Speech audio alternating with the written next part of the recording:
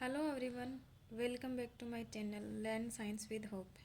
जो कि मैंने एक साइंस के कुछ टॉपिक्स क्लियर करवाने के लिए बनाया है। तो रीड 2025 के रिगार्डिंग मैं आपके साथ एक टॉपिक शेयर करने वाली हूँ, दर्पण और लेंस। उसमें प्रतिबिंब कैसे बनते हैं उसके रिगार्डिंग मैं आपसे एक छोटी सी मेरी ट्रिक जो मैंने किसी से सीखी है, अपने गुरुजनों से, और जो मैंने कुछ उसके आधार पे अपने लिए आसानियत पैदा की है उसके अंदर, तो उसके रिगार्डिंग मैं ये वीडियो बना रही हूँ। मैं यहाँ पे पहले ही बता देती हूँ आपको, मैं यहाँ पे सिर्फ दर्पण और लेंस के अंदर प्रतिबिंब कैसे बनते हैं।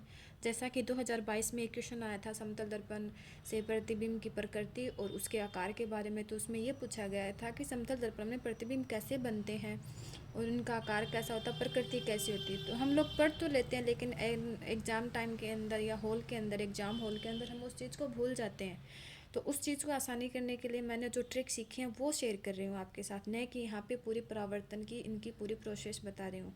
यदि आपको वो जाननी है तो आप मुझे कमेंट में कमेंट कर सकते हो, कमेंट बॉक्स में, तो मैं आपको पूरा बता दूँगी। मुझे ये लगा कि यहाँ पे ट्रिक से ज़्यादा समझाना चाहिए ताकि वो चीज़ें हमें प्रैक्टिकली आएँ या याद रहें और अपना क्वेश्चन सही हो। जैसे कि दर्पण के अंदर हम 3 दर्पण पढ़ते हैं मोस्टली, समतल दर्पण और गोले दर्पण के 2 भाग हैं, अवतल दर्पण और उत्तल दर्पण। इनके बारे में हम पढ़ते हैं। तो इनसे बनने वाले प्रतिबिंब, इनकी प्रकृति, आकार, साइज, इन सब के बारे में हम यहाँ चर्चा कर रहे हैं। तो मैं सबसे पहले यहाँ शुरुआत कर रही हूँ समतल दर्पण के बारे में। जैसा कि हम सबको मालूम है, समतल दर्पण जो हम घरों में यूज करते हैं एज ए ड्रेसिंग कांच या नॉर्मल छोटा कांच, जिसके अंदर हम देखते हैं, सुबह सुबह तैयार होते हैं, आप सबको पता होगा। तो मैंने समतल दर्पण के बारे में प्रतिबिंब सीखने के लिए सबसे पहले ये बनाया था ऐसे कि समतल दर्पण में सबसे पहले क्या आता है, श यानी सीधा। यानी समतल दर्पण में जो प्रतिबिंब बनता है वो सीधा बनता है, क्योंकि हम जैसे ड्रेसिंग में अपना फेस देखते हैं, पूरा मुंह देखते हैं, अपनी पूरी बॉडी देखते हैं, तो हमें सीधी दिखाई देती है। सर ऊपर है तो हमारा ऊपर ही दिखाई देता है, पैर नीचे हैं तो नीचे दिखाई देते हैं। तो वो प्रतिबिंब क्या होता है, सीधा बनता है। और वो सीधा प्रतिबिंब वस्तु के समान प्रतिबिंब बनता है, यानी हमारी शरीर का जितना आकार है, हम जितना आकार देखते हैं उतना ही आकार उसमें प्रतिबिंब में दिखाई देता है, उस कांच में दिखाई देता है, छोटा या बड़ा नहीं दिखाई देता। और सीधा प्रतिबिंब हमेशा आभासी प्रतिबिंब होता है, और जो उल्टा प्रतिबिंब होता है वो हमेशा वास्तविक होता है। तो सीधे के साथ आभासी, तो आप ऐसे प्लस करके जोड़ के ही चलो, सीधा है तो आभासी तो होगा ही होगा।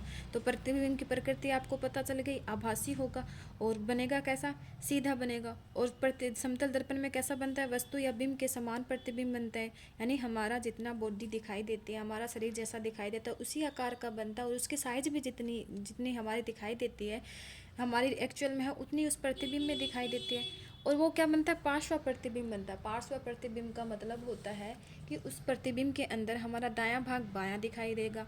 जैसे कोई वस्तु है, जैसे हमारा उल्टा हाथ है, सीधा हाथ है,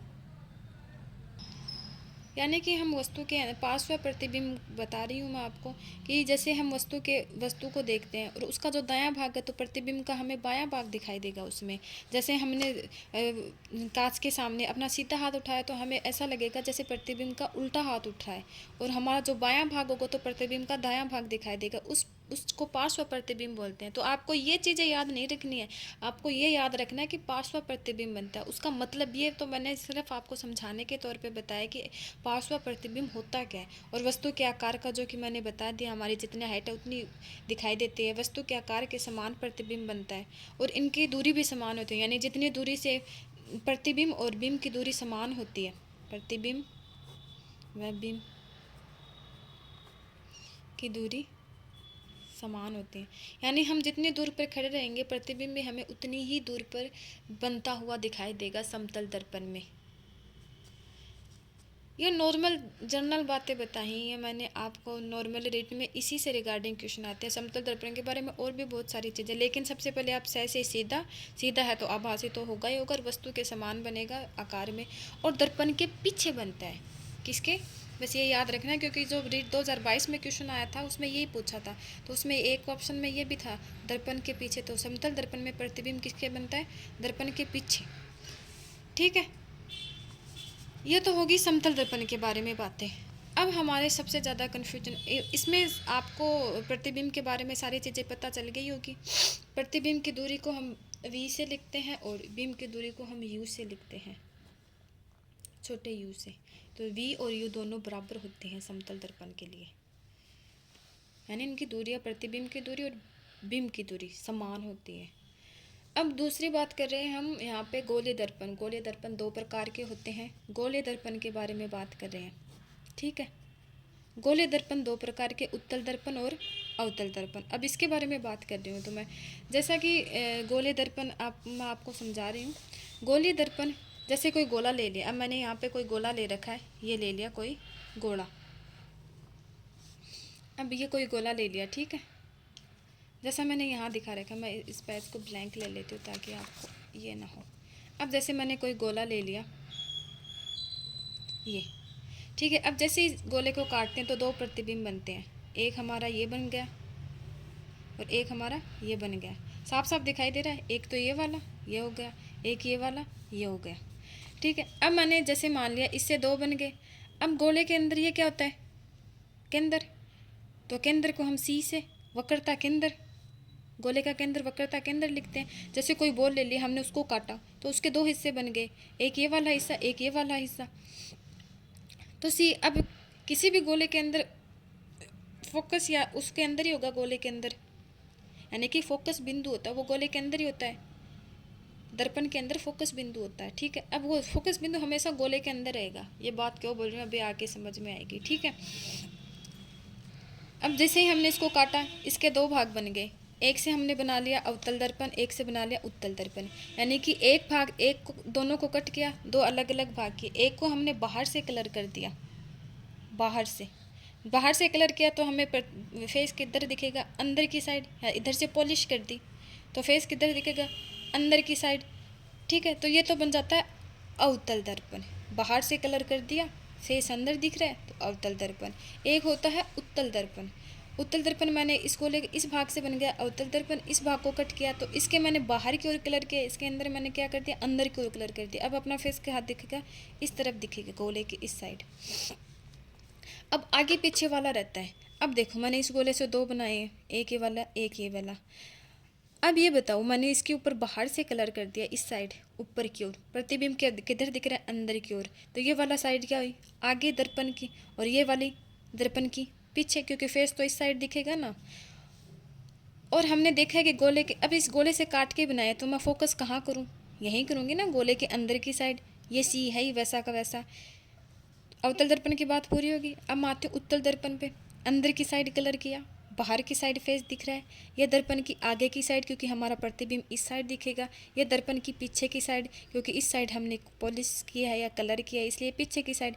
लेकिन इसके एफ तो जैसे इस गोले के अंदर वहाँ का वहीं डिनोट करूँगी, एफ थोड़ी ना चेंज हुआ है, कलर करके मैंने दर्पण अलग अलग बनाए, वो भी कलर करके, तो एफ तो ये यहीं रहेगा ना।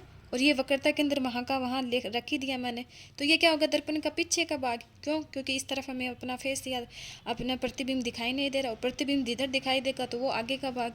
अब इससे क्या समझे कि अवतल दर्पण में फोकस कहाँ होते हैं, दर्पण के सामने। सी कहाँ होता है, दर्पण के सामने। सी यानी वक्रता के अंदर, एफ यानी फोकस बिंदु, ठीक है।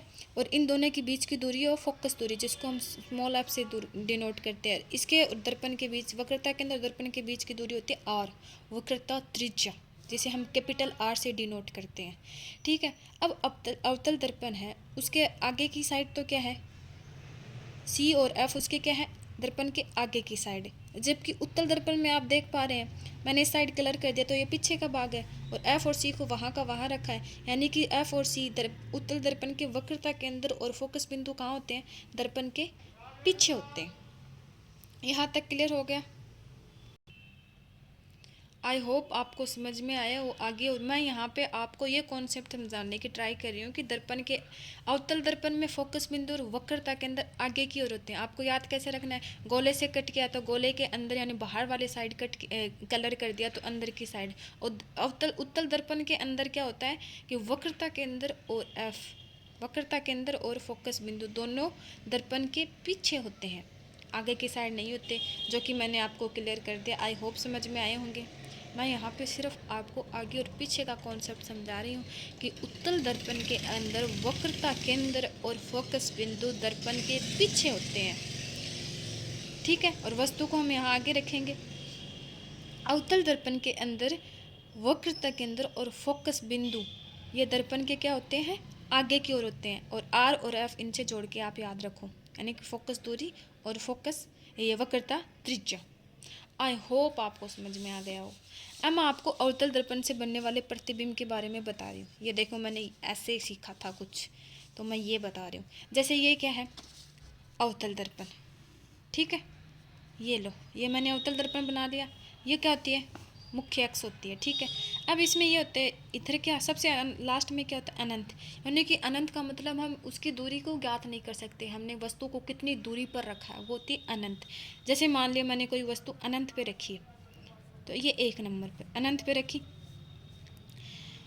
और इधर होता है एफ, ये होता है सी, अवतल दर्पण। अवतल दर्पण में फोकस बिंदु और ये वक्रता केंद्र दोनों दर्पण के सामने होते हैं, तो दर्पण के सामने होता है। तो इसमें ट्रिक ये होती है, जैसे मैंने अनंत पे कोई वस्तु रखी तो मैंने उसको 1 से डिनोट कर दिया, और वस्तु मैंने रखी अनंत और वक्रता केंद्र के बीच में, तो मैंने उसको क्या डिनोट कर दिया, 2 नंबर दे दिया। फिर मैंने वस्तु मान लिया ये रखी वक्रता केंद्र पर, तो मैं उसको 3 नंबर डिनोट कर रही हूँ। फिर मैंने मान ली इन दोनों के बीच में रखूँगी, अब तो मैं क्या इसको क्या नंबरिंग दे दूँगी, 4। अब क्या है, इन दोनों के बीच में रख दिया, अब आगे क्या है, एफ फोकस बिंदु, तो मैं इसको डिनोट कर दूँगी 5।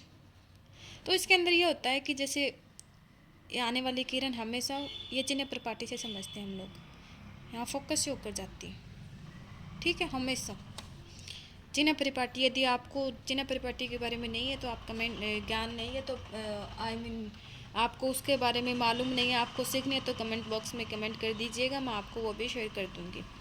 अब इसमें ये हम करते हैं, जैसे अनंत से कोई किरण आएगी वो एफ से जाएगी।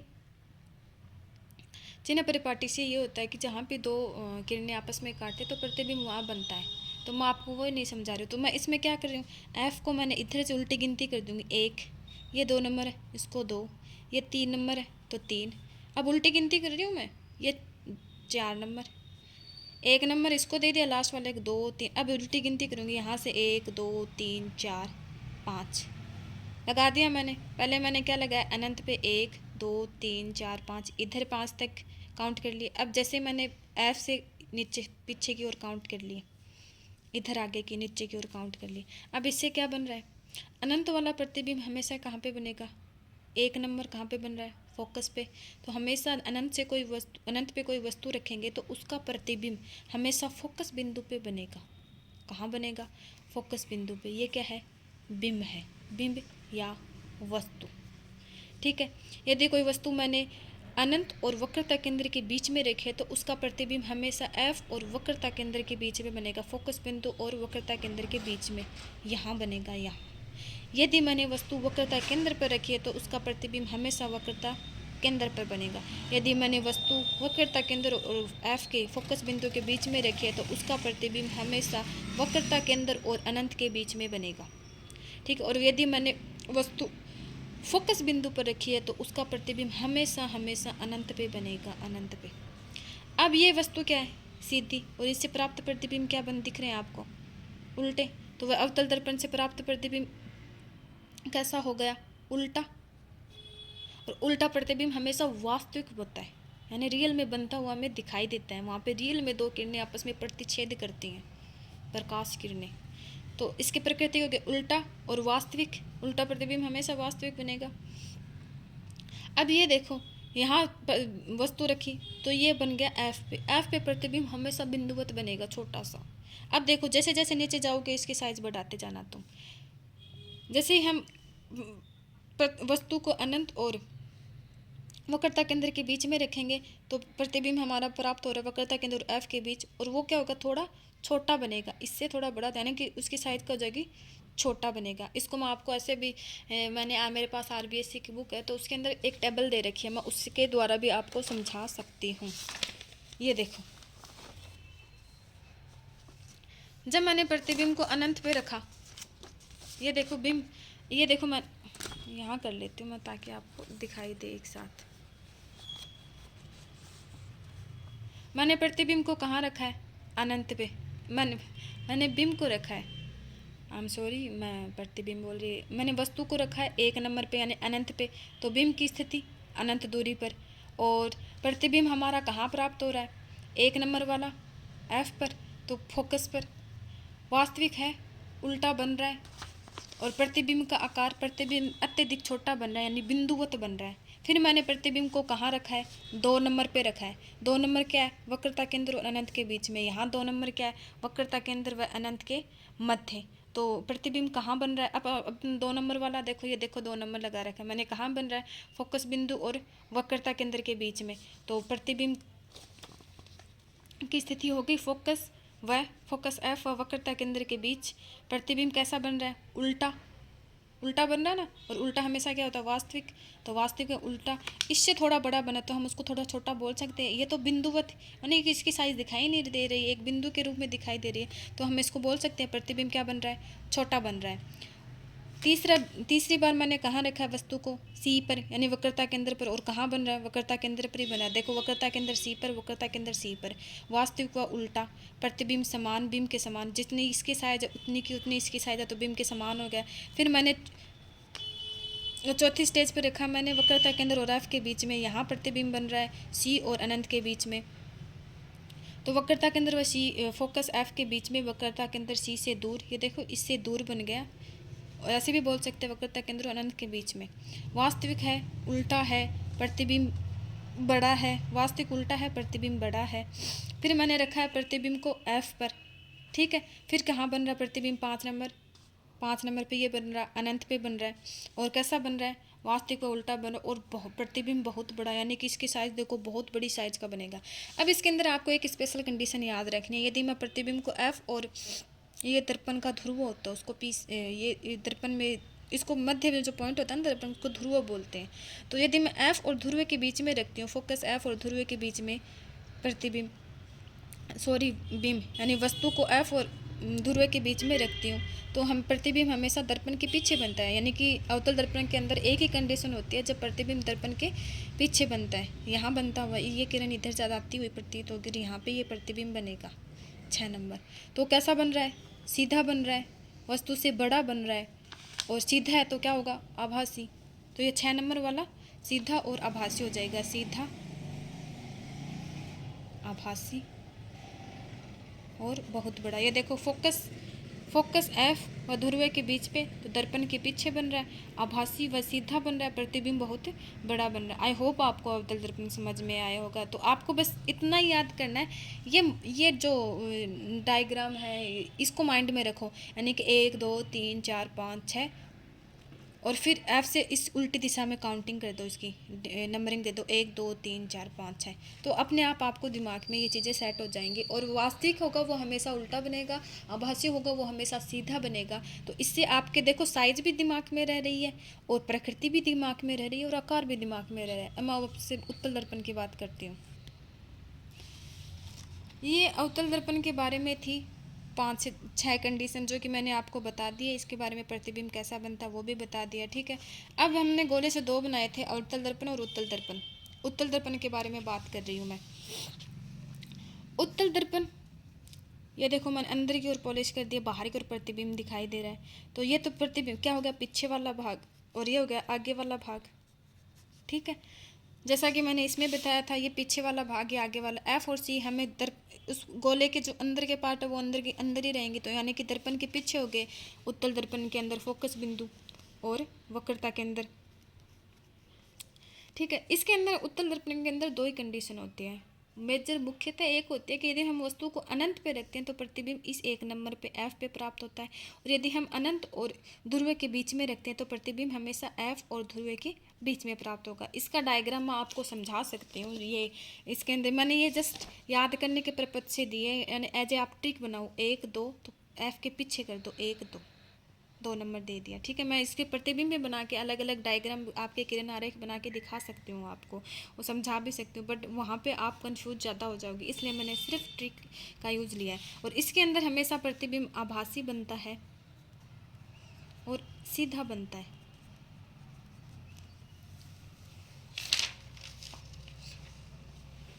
और प्रतिबिंब सीधा बनता है और छोटा बनता है।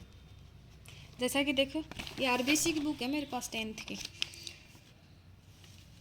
जो पहले चलती थी, क्योंकि जो पहले वाली बुक्स है ना उनमें डिस्क्रिप्टिव दिया हुआ मीटर, तो आसानी से समझ में आ जाता है बच्चों के भी और सबके भी, तो उसको समझने में आसानी होती है, यानी पूरा कॉन्सेप्ट समझने में आसानी होती है। तो बिंब की स्थिति अनंत पे, तो मैंने देखो इस पे अनंत पे ले रखा है बिंब को, ये देखो अनंत पे ले लिया वस्तु या बिंब को, और उसका प्रतिबिंब दर्पण के पीछे फोकस पर। और यदि मैंने वस्तु को अनंत और एफ ये ध्रुव के बीच में लिया है, अनंत तथा ध्रुव के बीच किसी भी दूरी पर ले रही हूँ, तो प्रतिबिंब कहाँ बन रहा है? दर्पण के पीछे, ध्रुव और फोकस के बीच में। दर्पण के पीछे ये ध्रुव को पी से डिनोट करते हैं, और ये फोकस बिंदु इन दोनों के बीच में बन रहा है। पहली वाली कंडीशन, अनंत पर लिया, दर्पण के पीछे फोकस पे प्रतिबिंब बन रहा है। कैसा बन रहा है? आभासी बन रहा है, सीधा बन रहा है, अत्यधिक छोटा और बिंदुवत बना है। देखो 1 नंबर पे बन रहा है, तो 1 नंबर पे फोकस पे बन रहा है, तो फोकस पे तो प्रतिबिंब बिंदुवत ही बनेगा, और अब पीछे बन रहा है तो आभासी और सीधा हो गया। 2 नंबर पे बन रहा है तो ये बन जाएगा थोड़ा छोटा, यानी कि इससे बड़ा हो जाएगा इस बिंदुवत से, इसलिए हम इसको छोटा बोल सकते हैं। तो अनंत तथा ध्रुव के बीच किसी भी दूरी पर, तो दर्पण के पीछे ध्रुव व फोकस एफ के बीच में बनता है, आभासी व सीधा बनता है, और प्रतिबिंब क्या बनता है? छोटा बनता है। ये मैंने उत्तल दर्पण की बात की थी। तो आई होप इससे समझ में आ गया होगा कि अवतल दर्पण में प्रतिबिंब, ये देखो दर्पण के आगे की ओर बन रहे हैं, दर्पण के आगे की ओर। एक ही कंडीशन है जहाँ प्रतिबिंब दर्पण के पीछे बनता है, इस वाली कंडीशन में। तो एक आपको स्पेशल याद रखने, वैसे डायग्राम से आपको याद रह जाएगा। उत्तल दर्पण में दोनों कंडीशन में दर्पण के पीछे प्रतिबिंब बन रहे हैं। और अवतल दर्पण से आप रिलेट कर सकते हो उत्तल लेंस को, और उत्तल दर्पण से आप रिलेट कर सकते हो अवतल लेंस को। यदि आपको अच्छा लगा हो तो मैं लेंस के बारे में भी वो दोनों कंडीशन आपको ऐसे डायग्राम के द्वारा शो करके दिखा दूँगी। अच्छा लगा हो तो वीडियो को लाइक शेयर ज़रूर कीजिएगा, और यदि आपको कोई टॉपिक समझ में ना आए साइंस से रिलेटेड, तो आप कमेंट बॉक्स में वो कमेंट कीजिएगा, मैं आपको ज़रूर समझाने की ट्राई करूँगी। और चैनल को सब्सक्राइब ज़रूर कीजिएगा। Thank you so much.